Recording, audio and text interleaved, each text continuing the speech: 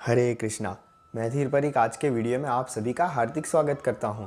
पिछले अध्याय में हमने देखा कि कैसे पूर्ण पुरुषोत्तम परमेश्वर भगवान श्री कृष्ण अर्जुन को कर्मयोग के बारे में समझाते हैं। उसी कर्मयोग का फल है दिव्य ज्ञान। इसलिए अध्याय 4 का नाम दिव्य ज्ञान है। और इस दिव्य ज्ञान में भगवान श्री कृष्ण अर्जुन को श्रीमद् भागवत गीता का इतिहास, उनके बार बार इस भौतिक जगत में अवतरित होने के कारण, उनमें मतलब परमात्मा और आत्मा में भेद, और हमें आगे बढ़ने के लिए तथा मोक्ष प्राप्त करने के लिए गुरु की आवश्यकता क्यों होती है, ये सारी चीज़ें बताते हैं। इसकी शुरुआत वो करते हैं कि जब इस ब्रह्मांड की शुरुआत हुई थी तब उन्होंने सूर्यदेव विवस्वान को सबसे पहले श्रीमद् भागवत गीता सुनाई थी।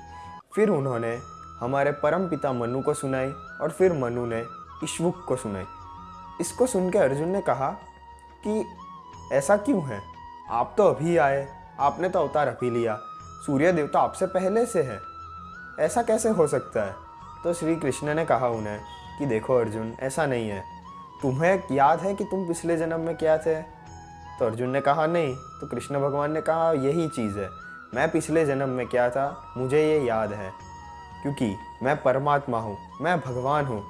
तो उन्हें उनके पिछले जन्म, हालांकि हमें जन्म नहीं कहना चाहिए, भगवान अवतार लेते हैं, तो उन्हें उनके सारे अवतारों की सारी स्मृति होती है। तो अर्जुन भगवान से पूछते हैं तो फिर ये आप बार बार अवतार क्यों लेते हैं भला?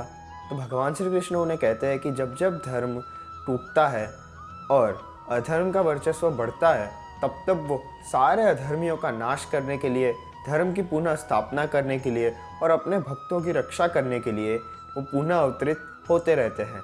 और वो आगे आगे कहते हैं कि उनका जन्म भी दिव्य है, उनका कर्म भी दिव्य है, और जो इस बात को जान लेता है वो कभी इस भौतिक दुनिया में वापस नहीं आता। फिर भगवान कहते हैं कि तुम गुस्सा, द्वेष, इन सब का त्याग करके, फल की आसक्ति, इन सारी चीज़ों का त्याग करके मेरी शरणागत में आओ। भगवान कहते हैं कि जो मेरी शरणागत में जिस भाव से आता है मैं उससे उसे ज़्यादा ही देता हूँ। फिर भगवान कहते हैं कि उन्होंने ही प्रकृति के तीनों गुण, सत्तो, रजो, तमो, इन तीनों गुण की और कर्म अनुसार हमारे समाज में चारों वर्णों की स्थापना उन्हीं ने की है। उन पर कभी किसी भी कर्म का कोई असर नहीं होता और भगवान को कभी भी फल की आसक्ति नहीं होती। पहले भी बहुत सारे लोगों ने भगवान की शरण लेकर खुद का उद्धार किया है। फिर भगवान कहते हैं कि कर्म क्या है, अकर्म क्या है, ये सब सोचते सोचते बुद्धिमान मनुष्य की भी मति मुझा जाती है। इसके लिए तुम ये सारी चीज़ों से ऊपर आ जाओ। जो मनुष्य ज्ञानी है वो अपने मन तथा बुद्धि को संपूर्ण तरीके से संयमित रहकर ही कार्य करता है। वह मनुष्य कभी अपनी संपत्ति पर स्वामित्व का दावा नहीं करता और उसका त्याग कर देता है, और वो उतना ही कमाता है, उतना ही कार्य करता है जिससे उसका पापी पेट भर जाए। ऐसा करने से कोई भी मनुष्य अपने सारे पाप कर्मों से मुक्त हो जाता है।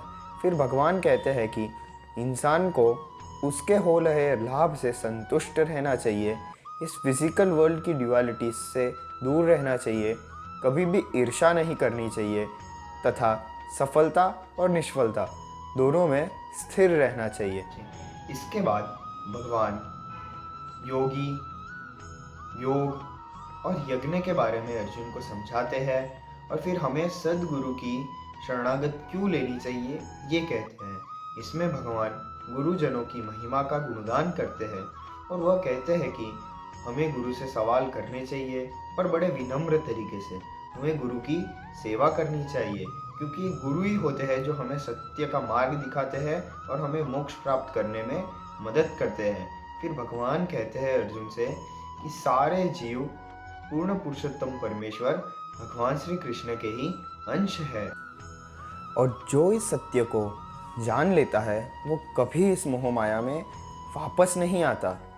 अगर तुम सारे पापियों जनों में से सबसे पापी भी मान लिए जाओ और अगर तुम्हारे पास दिव्य ज्ञान हो ना, तो तुम्हें दुख छू भी नहीं सकता।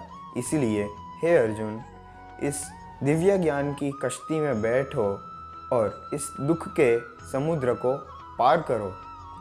और भगवान कहते हैं कि जो मनुष्य जो मनुष्य वेद उनके बोले गए शब्दों पे संदेह करता है वो कभी भगवत धाम नहीं जा सकता।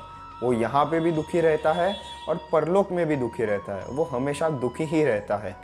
भगवान कहते हैं कि ये दिव्य ज्ञान सबसे पवित्र ज्ञान है। इसलिए वो हे अर्जुन, तुम खड़े हो जाओ और युद्ध करो। इसी तरह भगवान श्री कृष्ण अर्जुन को मोटिवेट करते हैं। तो इसी के साथ दिव्य ज्ञान समाप्त होता है और मैं धीर आपसे विदा लेता हूँ। हरे कृष्णा।